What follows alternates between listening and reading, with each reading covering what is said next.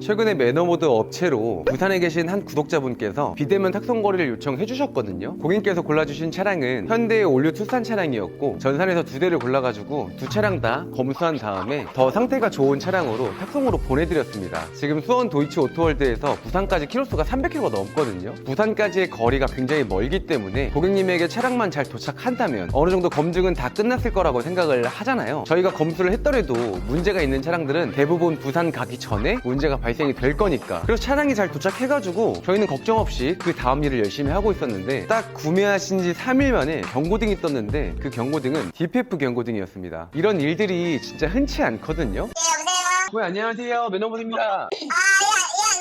고객님 지금 DPF 경고등 들어와가지고요. 지금 나 다른 정비소 가고 있습니다. 여기 기존에 갔는데 너무 바빠가 수요일 날 돼가지고 지금 바로 확인할 수 있는데 정비소 지금 가고 있습니다. 고객님 저희 차량을 좀 올릴게요. 차를 올린다고요? 네, 차량을 올려서 저희가 수리해서 내려 보낼게요. 탁송비 연금 저희가 다 내고요. 아, 그래요? 수리 비용은 차주가 도와준다는데 도와주든 예. 안 도와주든 제가 해결하고 내려 보낼게요 이거. 아니 이거 근데 너무한 거 아닙니까 이거? 제가 이거 때문에 진짜 신경을 엄청 썼거든요. 제가 고객님이었어도 기분 굉장히 나쁠 것 같은데 예. 저희가 차량을 매입해 올 때 그 DPF가 언제 터질지는 절대 모르고 저희 시운전 영상 할 때 저희 속도 100km 넘게 해서 계속 달려보잖아요. 예. 만약에 삭제해놨으면 거기서 다시 터져야 되거든요. 과거에서 떴던 센서라던데 이게. 근데 저희가 매입할 때 예. 스캐너 다 돌려가지고 그렇게 매입하거나 그러지는 않아요. 그러니까 이제 저희도 막 추측으로는 예. 차주가 그랬을 수도 있다라고 이제 판단할 수 있겠지만 또 반대로 생각해보면 차주도 누구한테 사온 건데 그 고객이 DPF 터져서 지워가지고 딜러한테 던진 걸 수도 있거든요. 아, 맞죠. 예. 그래서 이거는 사실 누군가를 탓하기 시작하면 끝도 없어서 그냥 고객님 빨리 차 쓰실 수 있게 저희가 고쳐서 내려보내는 게 더 최대한 고객님한테 피해 안 가는 선에서 정리를 할 건데 근데 다만 제가 정말 죄송스럽게 생각하는 게 뭐냐면 네. 고객님이 차를 못 쓰는 그것도 되게 리스크가 있는 거잖아요. 차를 써야 되니까 내가 지금. 그러니까요. 당장에. 차를 쓰려고 산 건데 지금 이 문제 때문에 차를 며칠 동안 못 하는 거에 있어서의 다른 보상이 따로 없어서 그게 고객님한테 죄송해서 그걸 좀 말씀드리고 싶어서 아, 그건 그냥 이 수리만 잘해주면 그건 상관없습니다. 고객님 조금만 네. 기다려 주시고 저희가 잘 해결해서 고객님 잘 타실 수 있도록 조치하겠습니다. 예, 감사합니다. 네. 자, 여기 견적서를 보면은 수리 비용이 200만 원 정도 나왔는데 이 차량을 소유하고 있던 그 차주분과 저희와 수리비 반반 해가지고 지금은 수리를 잘 맞춰가지고 고객님께 다시 한번 탁송으로 내려가서 현재는 잘 타고 있다고 저희가 이제 확인까지 다 된 상황인데 이 차량을 판매해서 번 돈보다 수리 비용이 더 많이 나갔거든요. 사업으로만 따진다면 대환장 마이너스 파티입니다. 일하다 보면 이거보다 더 심한 억가들도 되게 많이 당하거든요. 정말 열심히 정직하게 판매했는데 오해가 생겨가지고 사기꾼으로 몰리는 경우들도 있고 정말 하나부터 열까지 모두 점검하고 나갔는데 진짜 어이없는 부분에서 차량이 망가진다거나 고객님에게 상황 설명을 잘 하고 차량이 나갔는데 고객님이 들은 적 없다고 발뺌하셔가지고 욕을 먹는다든지 중고차 일을 하다 보면 오해의 소지가 너무 많고 고객님들과 마찰이 일어나는 경우들이 굉장히 많은데 중고차뿐만이 아니라 모든 사업을 해도 그렇다고 생각을 하거든요. 그러니까 하다못해 고깃집에서 알바를 하더라도 정말 많은 경우의 수들이 일어나잖아요. 저는 어릴 적부터 많은 알바를 해오면서 그리고 여러 사람들을 만나보면서 정말 원치 않았던 불편하고 힘든 그런 풍파들을 많이 겪고 살아왔기 때문에 사실 이렇게 돈으로 해결할 수 있는 문제는 가장 행복한 일이라고 생각을 하거든요. 사람이 다친 게 아니라면 그거보다 뭐 더 나쁠 게 있을까요? 근데 이 영상 보고 나면 DPF 때문에 디젤 차는 못 사겠네 이렇게 생각할 수 있는데 저는 여태까지 가솔린 차량보다 디젤 차량을 훨씬 더 많이 타왔단 말이에요. 저는 근데 한 번도 그런 적이 없어요. 보통 DPF의 수명이 국산차 기준으로 12만에서 20만 정도 사이 때 보통 한 번쯤 망가진다고 하거든요. 근데 어떤 사람은 30만까지 DPF 한 번도 고장 안 나고 쭉 타시는 분들도 많아요. 전에 타던 사람이 어떤 환경으로 탔는지 그리고 어떤 주행 습관을 가졌는지 굉장히 복합적인 요소가 달린 문제이기 때문에 언제 망가질지 모른단 말이에요.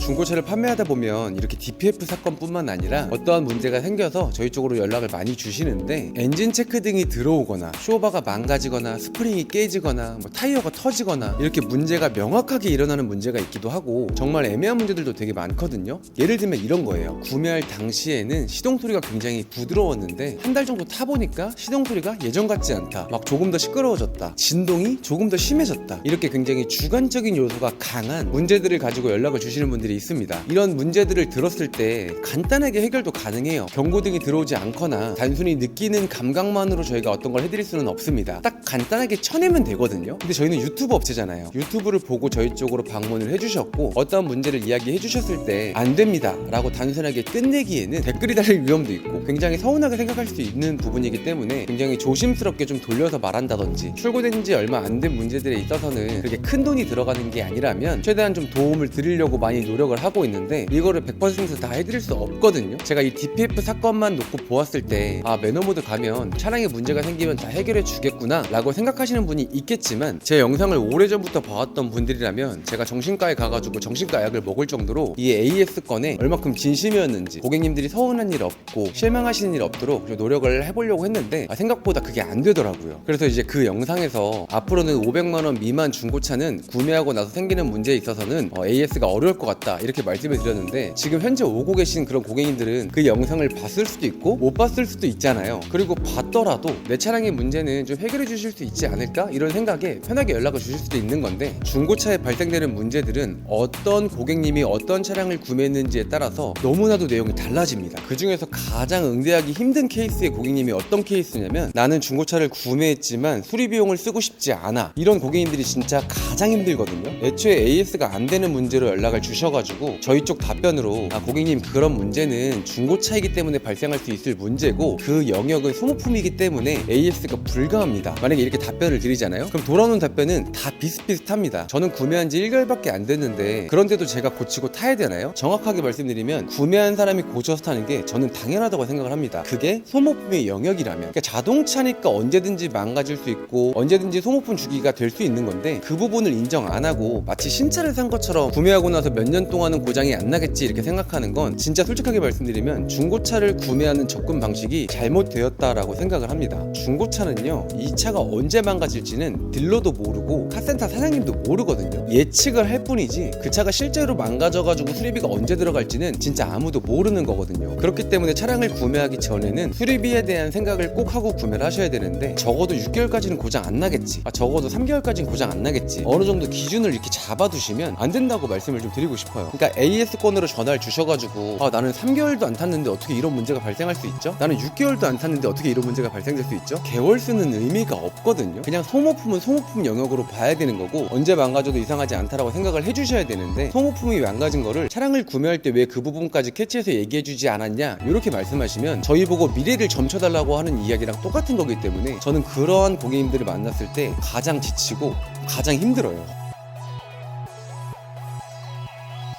최근에 매너모드 채널에 악플이 굉장히 디테일하게 길게 한번 올라온 적이 있거든요. 그러니까 저는 악플을 웬만해서 지우지 않아요. 긍정적인 비판이라고 생각하고 저희가 배워가야 될 부분이 있다면 배워가야 된다고 생각을 하는데, 정말 악의적으로 쓴 댓글은 저희 업체에도 피해가 될 수 있기 때문에 잘 읽어보고 판단해서 제가 지울지 말지를 결정한단 말이에요. 여러분들한테 이 이야기를 좀 드려보자면, 어떤 문제가 생겼었냐면, 차량을 볼 때 성능지의 양호가 체크되어 있고 실제 차량에 누유가 발생되어 있으면 성능 보증으로 무상 수리가 가능하거든요. 차량을 출고하고 나서 명의 이전을 끝난 뒤에 성능 보증이 지정해준 카센터로 가서 이제 무상 수리를 받아야 되는데, 그게 며칠 정도 걸려요. 고객님이 차량을 구매하고 나서 카센터에 하루 이틀 정도 차량을 이제 맡기셔야 되는 그런 상황이었는데, 매너모드에서 무상 수리에 대한 거는 안내를 받았지만 내 차량을 카센터에 맡겼을 때 나는 그럼 뭘 타고 다니냐, 그럼 이 부분에 있어서 피해를 받는 건 누가 보상을 해주냐, 저희한테 이렇게 말씀을 하시길래 저희가 렌트카나 교통비 지급은 어렵다고 말씀을 드렸거든요. 근데 이제 그런 부분에 있어서 고지가 안 됐다는 이유만으로 굉장히 뭐라고 하시더라고요. 아직까지는 중고차를 구매하고 나서 그 차량에 문제가 생겨서 수리를 맡긴다고 하더라도 뭐 렌트카를 대여해준다거나 뭐 교통비를 지급해준다거나 그러한 방향은 저는 아직까지 고려해본 적은 없는데,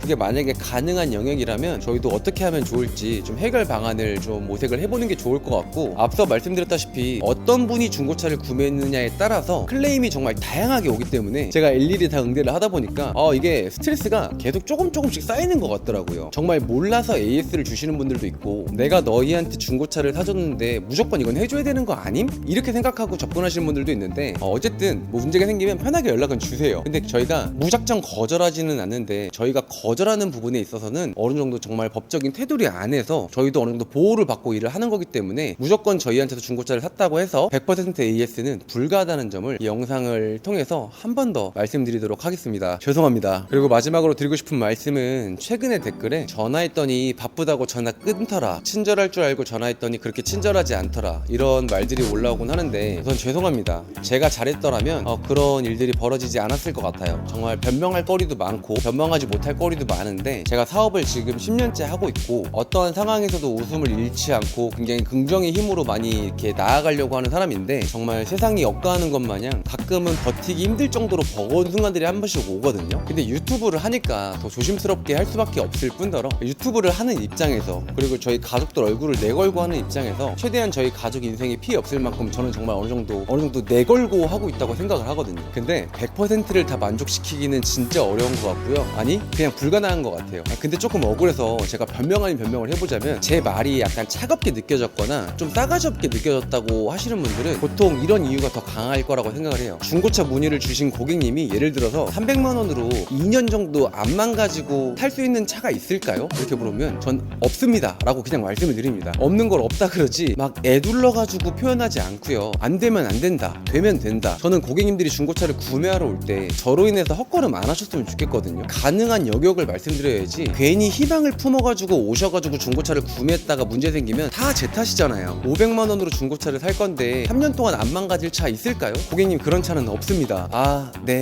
툭 끊어지면 막 댓글에서 전화해봤더니 싸가지 없더라, 전화해봤더니 막 그렇게 친절하지 않더라, 막 그런 글들이 그런 것 때문에 올라오는 것 같기는 한데 거짓말해서 장사하느니 있는 그대로 사실을 전달하고 솔직하게 장사하는 게 더 롱런하는 길이라고 생각하고요. 가뜩이나 좀 어려운 환경에 있는 분들 꼬셔가지고 저희가 차 한 대 팔아서 돈 버는 거 처음에는 돈이 되고 맛있을 수 있겠지만 그런 것까지 욕심내다가는 업체가 그냥 한 방에 날아갈 수 있는 일이기도 하기 때문에 최대한 안전한 선에서 매너모드가 무너지지 않는 선에서 있는 그대로 장사하고 하던 그대로 하겠습니다. 그러니까 제가 무너지면 사실 저와 함께하는 검수 실장님들이나 그 외 가족들한테도 피해가 되는 거잖아요. 그러니까 있는 말만 전달하고 어느 정도 항상 소비자 편에서 생각할 수 있는 그런 업체가 되도록 하겠습니다. 감사합니다.